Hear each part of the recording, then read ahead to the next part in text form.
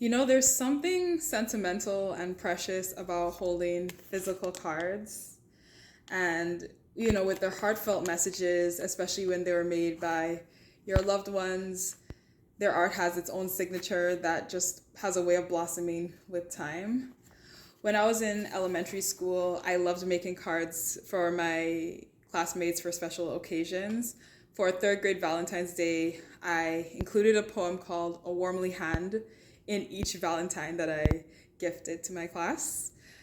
In retrospect, I feel like through that piece, 8-year-old me wanted to say, love is warm, expansive, and transformative. Love can bring your dreams to life, and love is timeless and exists in everything.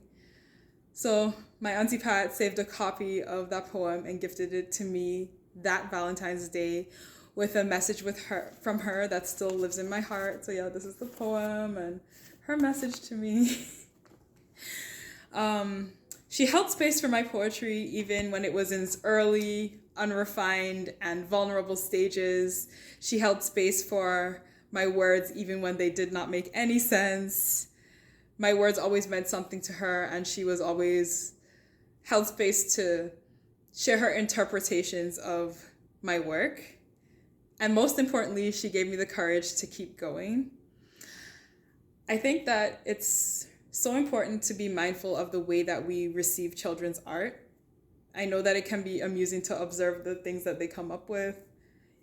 I still have my share of unhinged children's art from back in the day. But I feel like we have to remember that children are creating the best art that they can based on the experiences that they've had up until that moment.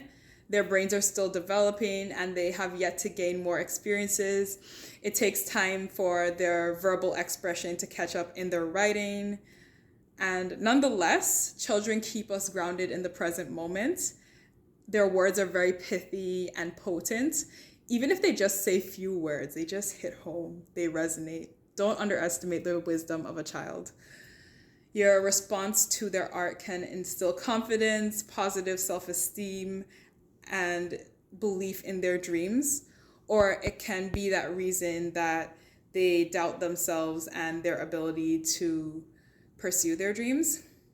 I think we should watch how our children receive your response to their work, and if they seem like that your response hurts their feelings, make sure you address it in the moment. Appreciate the things that they create now, engage with them on their creations, and give them the support to develop their craft, and give them time to cook. And with time, sky's the limit for them. With just belief. It just starts with belief, and it just goes off from there.